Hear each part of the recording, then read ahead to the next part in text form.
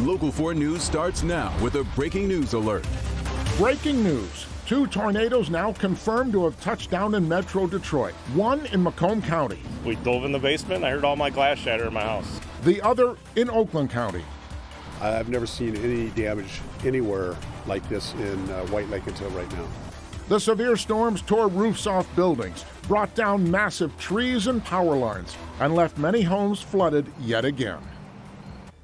The storms impacted nearly everyone in Metro Detroit, but 2 communities were hit the hardest. In fact, within the last half hour, the National Weather Service confirmed an EF1 tornado touchdown in Armada last night. Earlier this afternoon, they confirmed an EF1 also hit White Lake Township. Tonight, we have team coverage for you with reporters in both areas. Let's go ahead and start in Armada tonight, where a local state of emergency has now been declared. Crews are assessing the damage to homes and buildings, and that includes the house that no longer has its top floor. Grant Herms begins our coverage with more of the aftermath in Armada. You can see all of the damage and destruction here on the ground, but for a better perspective, we're going to take you to the air through the eyes of Drone 4 as those high winds came across this 2-story building, blowing apart the offices on the 2nd floor, sending them crashing to the ground behind the building. And those high winds then carved their path through the town of Armada. Crews starting the cleanup early. The long process of digging out the village of Armada from beneath piles of debris left behind by a Saturday night storm. Overnight, the storm bringing sheets of rain and devastating winds, sending trees crashing into homes and cars, tearing the roofs off buildings and breaking windows along Main Street. To give you another sense of just how powerful this storm was overnight, I'm about 5'10", and these roots at the widest easily over 7 feet wide. The storm knocking this over, ripping it out of the ground. Standing out watching the clouds spin, and this tree started to spin, and we dove in the basement. I heard all my glass shatter in my house. Across the street, William Paulus taking stock in the light of the day. The windows on the south side got blown out. I got a board through the side of my house that went through a dresser. Just up the road, state troopers finding an American flag at Armada's Memorial Park. It's a shame seeing a flag like this on the ground and what Armada's gone through. I mean, this is just a testament to how strong this village is, for sure. A moment of calm after the storm. To my left is Armada High School. To my right, the elementary school. Here behind me, Armada Center Road. Obviously, it will take quite a while to get the power back on as the city of Armada deals with the aftermath of this storm. In Armada, Grant Herms, Local 4. But they are coming back fast. Macomb County officials say we're not even 24 hours after the tornado hit, and much of Armada is cleaned up. And officials say there really is a silver lining to all of this. The damage here was strictly that. It was property, trees, power lines, and that nature. So there were no reported injuries, and with that being said, no reported deaths. We're very fortunate that was in fact the case. The mood was definitely positive because we didn't have any serious injuries. I mean, we saw cars crushed flat by trees, serious air conditioning units blown off of buildings and smashing roofs into cars, and nobody was in any of those cars. So we're counting our blessings. And still, they do say people need to stay away from any downed wires. They're also asking everyone running a generator to make sure they are running it outside. Now to White Lake Township in Oakland County, where that 2nd tornado was confirmed. And you can see the path the tornado carved through neighborhoods. The National Weather Service says that area saw winds of 100 miles per hour. Victor Williams is out there live. Victor? Yes, Steve, you can certainly tell that tornado was right here. Take a look right behind me. You can see almost a line of destruction where the storm came barreling through. Just to the right, also notice damage done at this home. This tornado pretty much came through here, not discriminating at all, leaving nothing but destruction in the pathway it took. My folks were inside, and they said it came out of nowhere.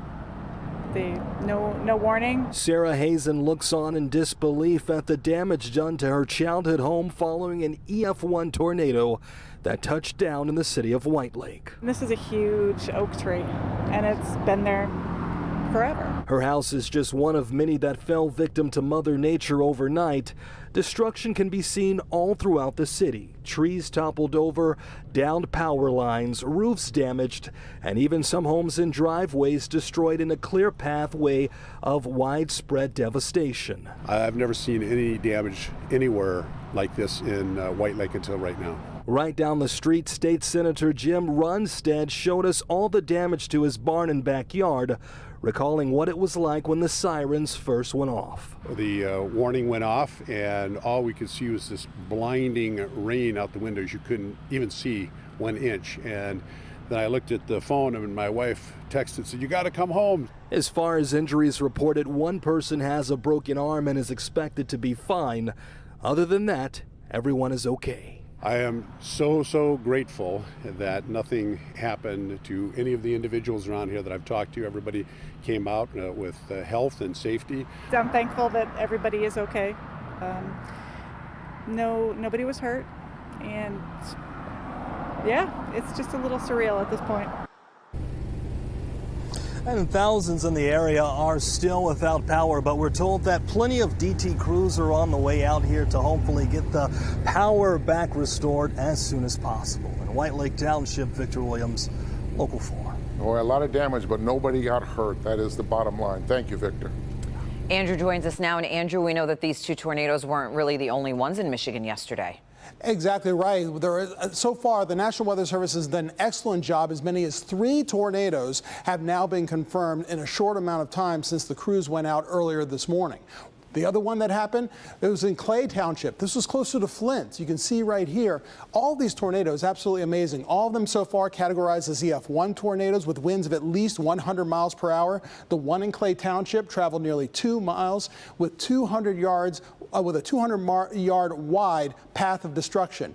Fortunately, though, no injuries, no fatalities, but 5 minutes of terror around 6:30 or just before 6:30 yesterday evening. The one also in Armada was very similar, of course. Actually, it traveled for a longer amount of distance, as much as 3 miles or more through the town of Armada, and also an EF1 tornado. This one here is in White Lake. This one confirmed with 100-mile-per-hour winds and traveled a distance of nearly 2 miles, a 400-yard wide path of destruction, but only 1 injury and thankfully no fatalities. Fortunately, we have calmer weather right now after a hot day today with temperatures near 90. We'll talk more about this week's forecast coming up. All right, thank you, Andrew. Once again, freeways in Metro Detroit just could not withstand all the rain. Take a look at this video here. We shot it last night. This is from the Lodge and the Southfield Freeway in Wayne County, and this is what it looked like today. Sky 4 capturing cars left stranded on the side of the road, and you can see where the water has receded there on the Lodge as well. A Michigan State Police canine killed in a freeway crash after last night's severe weather. It happened overnight on the Lodge near Linwood in Detroit. A trooper's patrol car was struck by another vehicle after the officer shut down the freeway due to the flooding.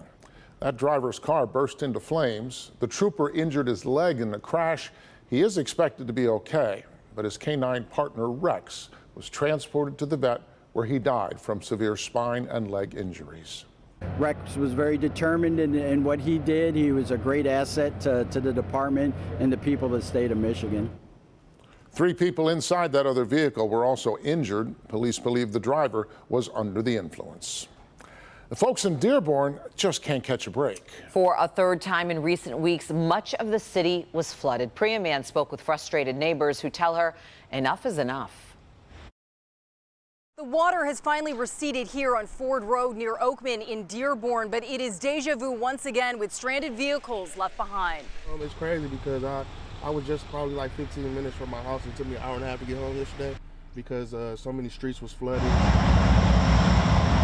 Saturday night's quick-moving storm once again pummeled the city of Dearborn. Every time it rains hard, it's always like, am I coming back home to a ocean in my house? Posts on social media show water mains overflowing and huge trees toppled over. Thankfully, nobody was hurt, but look at that.